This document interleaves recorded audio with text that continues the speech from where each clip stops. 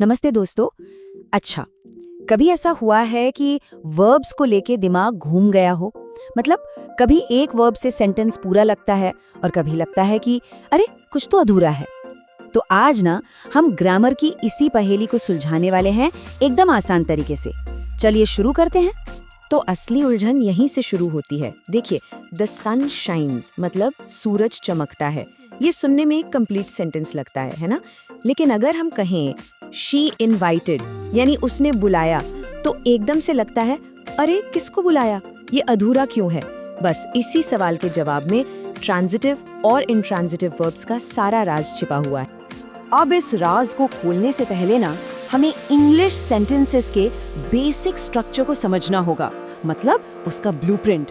ये बिल्कुल वैसा ही है जैसे कोई बिल्डिंग बनाने से पहले उसकी फाउंडेशन को समझना जरूरी होता है। ज्यादातर वाक्यों में ना ये तीन मेन प्लेयर्स होते हैं। सबसे पहला सब्जेक्ट यानी कर्ता जो एक्शन करता है, दूसरा है वर्ब यानी क्रिया जो एक्शन हो रहा है, और तीसरा ऑब्जेक्ट यानी कर्म जिस पर उस एक्शन का असर पड़ता है।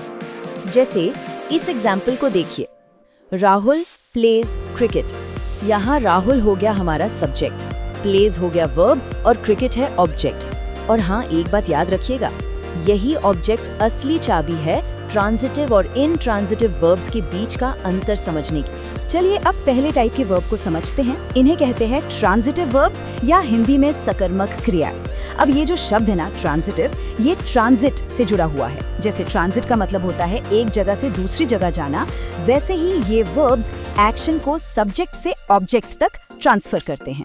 तो ट्रांजिटिव वर्ब वो वर्ब है जिसमें एक्शन सब्जेक्ट से निकलकर सीधा ऑब्जेक्ट तक पहुंचता है, और अगर आप ऑब्जेक्ट को हटा दें तो सेंटेंस एकदम अधूरा लगता है, बेमतलब सा। ऐसा लगता है जैसे कोई कहानी बीच में ही छोड़ दी हो। सोचिए जरा, अगर मैं कहूँ आई बॉट, तो फौरन मन में सवाल आएगा, अरे क्या खरीदा? सेंटेंस अधूरा है ना? क्योंकि बॉट वाले एक्शन को एक रिसीवर चाहिए, एक मंजिल चाहिए जिस तक वो पहुंचे। लेकिन जैसे ही हम कहते हैं I bought a phone, sentence पूरा हो जाता है। बिंगो! यहाँ खरीदने का एक्शन फोन पर ट्रांसफर हो गया, जो कि हमारा ऑब्जेक्ट है। इसीलिए बॉट यहाँ एक ट्रांजिटिव वर्ब है। तो ये रही वो सीक्रेट की, मतलब एक जबरदस्त ट्रिक। किसी भी वर्ब को पहचानने के लिए उससे बस दो जादुई सवाल पूछिए, व्हाट या हूम। अगर इन दोनों में से किसी का भी जवाब मिल जाए तो समझ जाइए कि वो 100% एक ट्रांजिटिव वर्ब है। अच्छा, अब आते हैं दूसरे टाइप के वर्ब्स पर, जो ट्रांजिटिव वर्ब्स के एकदम ऑपोजिट हैं। ये वो सोलो हीरो हैं जो अपने आप में ही कंप्लीट होते हैं। इन्हें किसी साथी यानी ऑब्जेक्ट की जरूरत ही नहीं होती। इन्हें हम कहते हैं इनट्रांजिटिव वर्ब्स या अकर्मक क्रियाएं। इन वर्ब्स में क्या होता है कि एक्शन सब्जेक्ट से शुरू होता है और सब्जेक्ट पर ही खत्म हो जाता है, ये कहीं आगे ट्रांसफर ही नहीं होता।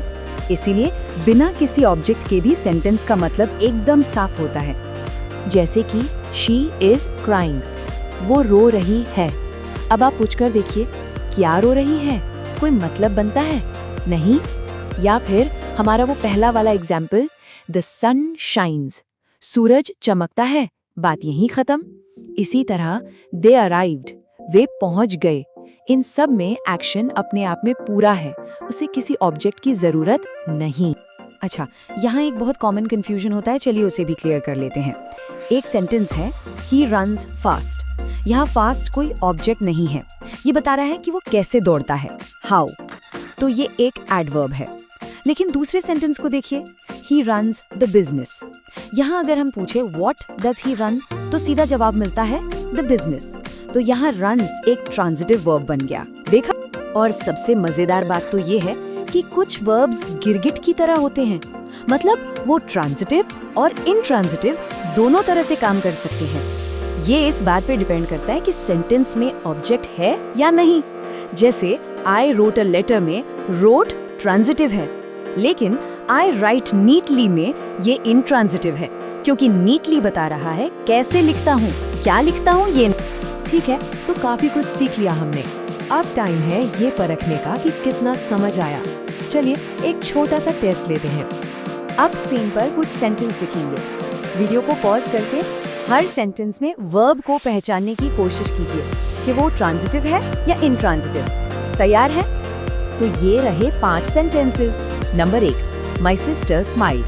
Number 2, I sent a gift. Number 3, the dog barked. Number 4, we cleaned the room.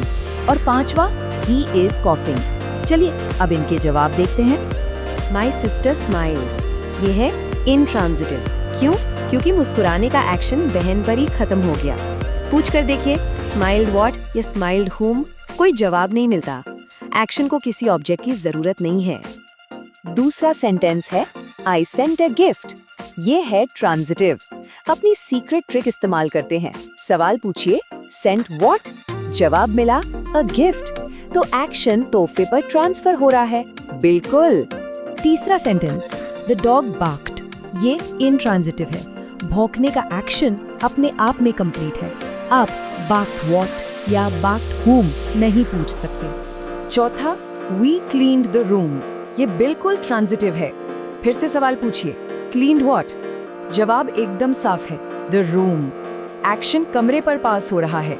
और आखिरी वाला ही इज कॉफिंग, ये इंट्रांजिटिव है। खांसने के एक्शन का कोई ऑब्जेक्ट नहीं होता। ये एक्शन सब्जेक्ट तक ही लिमिटेड है। तो बात बिल्कुल साफ है। ट्रांजिटिव वर्ब्स को अपना मतलब पूरा करने के लिए एक ऑब्जेक्ट चाहिए, जबकि इंट्रांजिटिव वर्ब्स अपने आप में ही शहंशाह हैं। एक एक्शन को आगे फेंकता है, दूसरा उसे अपने पास ही रखता है। अब जब आप ये फर्क समझ गए हैं तो एक मजेदार सवाल आपके लिए, जरा सोच कर देखिए, हम अपनी रोज की बातचीत में कौन से वर्ब ज्यादा इस्तेमाल करते होंगे, ट्रांजिटिव या इंट्रांजिटिव? आज के इस एनालिसिस में मजा आया होगा। अगली बार हम कैन, मे और शुड जैसे मॉडल वर्ब्स की दुनिया में गोता लगाएंगे, तो उसे मिस बिल्कुल मत कीजिएगा।